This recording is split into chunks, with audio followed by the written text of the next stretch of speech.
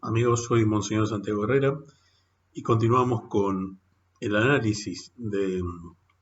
la carta encíclica del Papa San Juan Pablo II, Laudato in Exercens. Seguimos en el capítulo 4, en el punto 18, que se titula El problema del trabajo. Justamente va a decir, respecto del tema que hablábamos ayer, del empresario indirecto, es decir, de los otros actores, además del empresario directo, que actúan en el tema del empleo, eh, el papel que estos tienen respecto de justamente el pleno empleo o la falta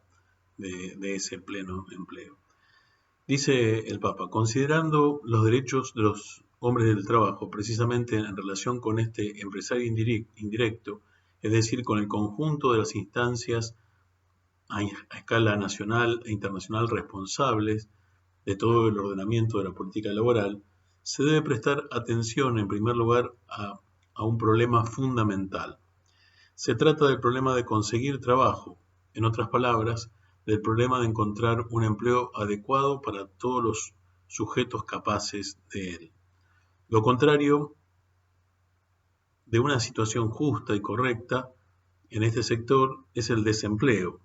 es decir, la falta de puestos de trabajo para los sujetos capacitados. Puede ser que se trate de falta de empleo en general o también de determinados sectores del trabajo. El cometido de esta instancia, comprendidas aquí bajo el nombre de empresario indirecto, es el de actuar contra el desempleo, el cual es, en todo caso, un mal y que, cuando asume ciertas dimensiones, puede convertirse en una verdadera calamidad social. Se convierte en problema particularmente doloroso cuando los afectados son principalmente los jóvenes. Bueno, esto en nuestro país y en muchos países del mundo, la mayor tasa de desempleo se da justamente entre los jóvenes, a quienes les cuesta más integrarse en el mundo del trabajo. Quienes, después de haberse preparado mediante una adecuada formación cultural, técnica y profesional, no logran encontrar un puesto de trabajo y ven así frustrada con pena su sincera voluntad de trabajar y su disponibilidad a asumir la propia responsabilidad para el desarrollo económico y social de la comunidad. La obligación de prestar subsidio a favor de los desocupados, es decir, el deber de otorgar las convenientes subvenciones indispensables para la subsistencia de los trabajadores desocupados y de sus familias, es una obligación que brota del principio fundamental del orden moral en este campo, esto es, del principio del uso común de los bienes, o, para hablar de manera aún más sencilla, del derecho a la vida y a la subsistencia.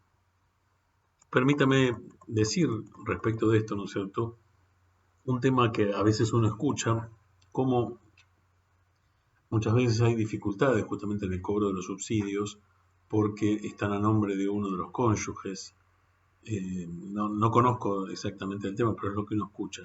O a veces, ¿no es cierto?, hay personas que cobran, dos, digamos, familias, que no se casan nunca, no establecen el vínculo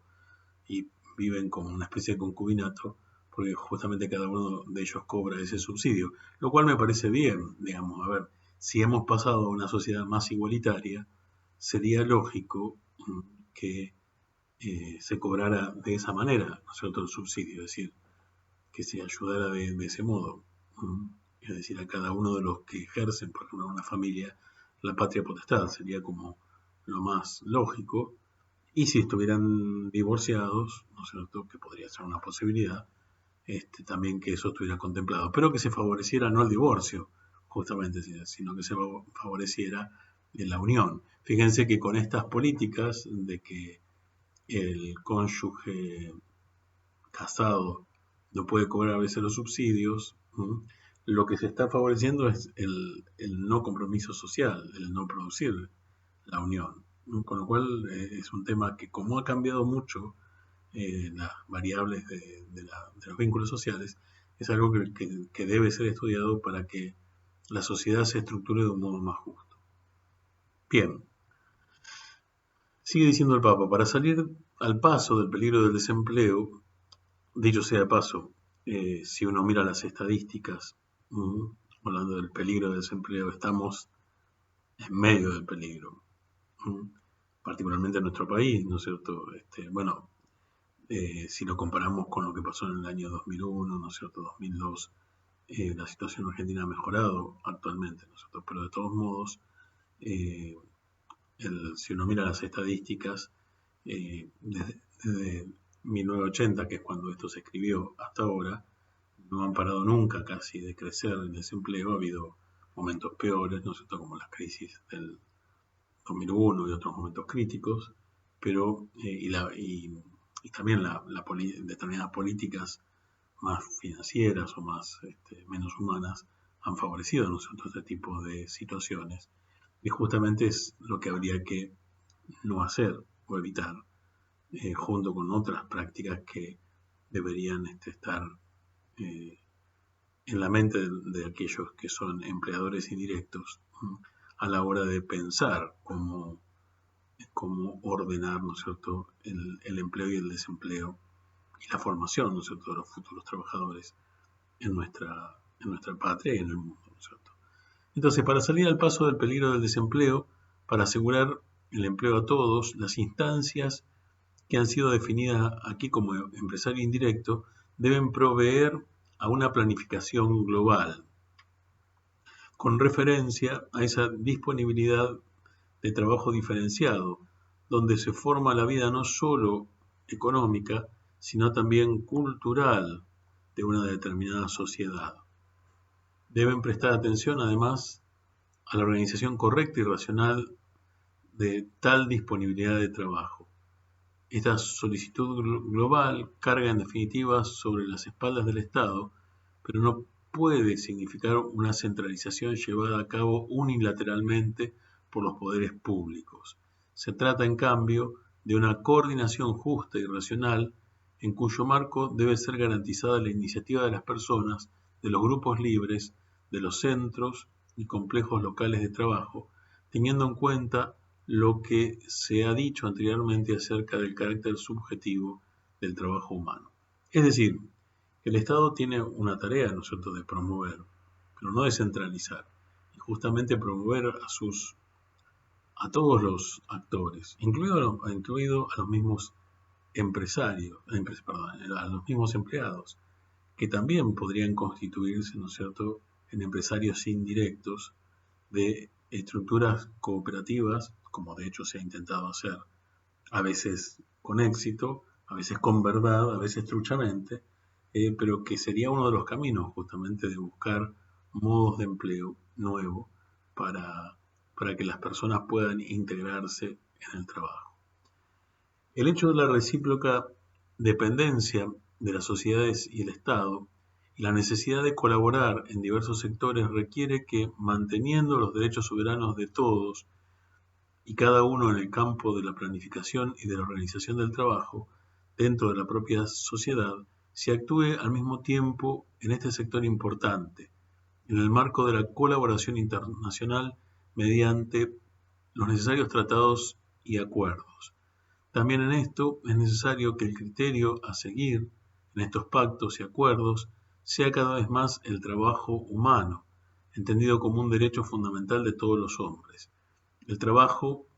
que da análogos derechos a todos los que trabajan, de manera que el nivel de vida de los trabajadores de la sociedad presente cada vez menos esas irritantes diferencias que son injustas y aptas para provocar incluso violentas reacciones. Las organizaciones internacionales tienen un gran cometido a desarrollar en este campo. Es necesario que se dejen guiar por un diagnóstico exacto de las complejas situaciones y de los condicionamientos naturales, históricos, civiles, etc. Es necesario, además, que tengan en relación con los planes de acción establecidos conjuntamente mayor operatividad, es decir, eficacia en cuanto a la realización. Pensaba en voz alta lo que voy a decir ahora, no tienen por qué coincidir conmigo, pero respecto de lo que decía de los convenios internacionales, fíjense, lo que hay que promover en este tiempo, como les decía la vez pasada, es justamente que haya empleo de calidad, y que las personas estén formadas como para justamente tener una ductilidad en la capacidad de emplearse en un mundo que es continuamente cambiable. Para eso necesitan un proceso de educación que normalmente en las clases altas se da como con naturalmente, ¿no es cierto? Porque hay como, digamos, otras posibilidades económicas. Pero que es más difícil, ¿no es cierto?, en las clases medias y bajas, y se ha hecho cada vez más difícil. Nuestro país tiene una ventaja que me parece que tenemos que ordenar en el concierto de los vínculos con, al menos Latinoamérica, con los países más cercanos, pero que también puede estar vinculada con todo el mundo. Es decir, nosotros tenemos una capacidad educativa, universitaria, barata, es más gratuita, mejor dicho, y eso debería ser puesto cada vez más al servicio del bien común, no solamente de nuestro país, sino de otros lugares. De modo que pudiéramos exportar justamente conocimiento. Fíjense, como lo va a decir más adelante, que es escandaloso, ¿no es cierto?, que haya personas que no tienen acceso a la comida, acceso, ¿no es cierto?, a los derechos básicos. Y no lo van a tener nunca, si justamente no hay una ayuda, no hay una solidaridad, ¿no es cierto?, no hay un subsidio de parte de los que están mejor respecto de aquellos que no están tan bien. Nosotros, no, como les decía anteriormente, no somos una potencia, ni mucho menos, pero sí tenemos esta capacidad. Y si en lugar de encerrarnos, como a veces surge, ¿no es cierto?, la tentación, la abrimos cada vez más, y no solamente para exportar ideologías baratas, sino para exportar la verdad que nos hace libres, seguramente haríamos una contribución más que buena al bien común del mundo. Sigue diciendo el Papa, una planificación razonable y una organización adecuada del trabajo humano, a medida de las sociedades y de los estados, deberían facilitar a la vez el descubrimiento de las justas proporciones entre los diversos tipos de empleo, el trabajo de la tierra, de la industria, de sus múltiples servicios, el trabajo de planificación y también el científico o artístico, según las capacidades de los individuos y con vistas al bien común de toda la sociedad y de la humanidad entera. A la organización de la vida humana, según las múltiples posibilidades laborales, debería corresponder un adecuado sistema de instrucción y educación que tenga como principal finalidad el desarrollo de una humanidad madura y una preparación específica para ocupar con provecho un puesto adecuado en el grande y socialmente diferenciado mundo del trabajo. Lo que decía anteriormente, me adelanté un poco. Es decir, esta necesidad de formación continua y que nosotros tendríamos que defender la gratuidad incluso de la universidad pública, que es, junto con Francia, creo, el único país, ¿no es cierto?, que tiene esta institución tan benemérita. Qué bueno sería que la usáramos no solamente para nuestro propio bien, sino para el bien genérico, y que eso terminara redundando en bien propio.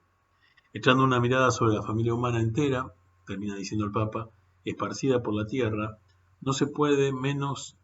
de quedar impresionados ante un hecho desconcertante de grandes proporciones. Es decir, el hecho de que mientras, por una parte, siguen sin utilizarse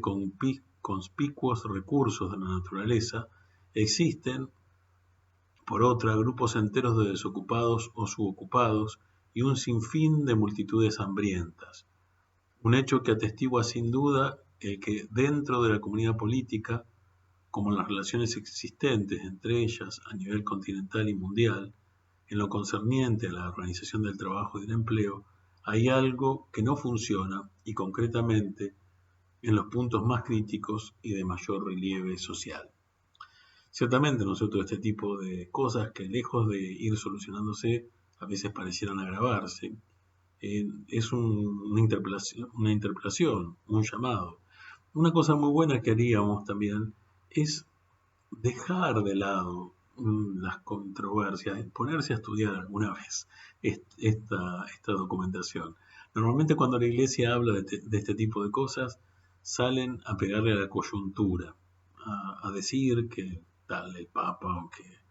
o que tal obispo, o cardenal, o tal o cual, o tal grupo le salió a pegar a tal o cual gobernantín. No, ¿no es cierto? Es decir, la Iglesia está hablando de los principios fundamentales que deben regir el orden social, por supuesto, al que le cabe el sayo que se lo ponga, pero no, la Iglesia no está para criticar a un grupo, sino que es para señalar un camino, ¿no es cierto? Y por acá tenemos que transitar si queremos vivir justamente en la libertad de los hijos de Dios. Es decir, tratando de dar lo mejor de nosotros mismos para acrecentar las riquezas mediante el trabajo y mediante la solidaridad, ¿no es cierto? Y el subsidio de aquellos que están en peor condición para que una vez que ellos estén en mejor condición puedan integrarse más adecuadamente en el conjunto de la vida social. Mañana continuamos con las reflexiones sobre la labor en excelsis. Gracias.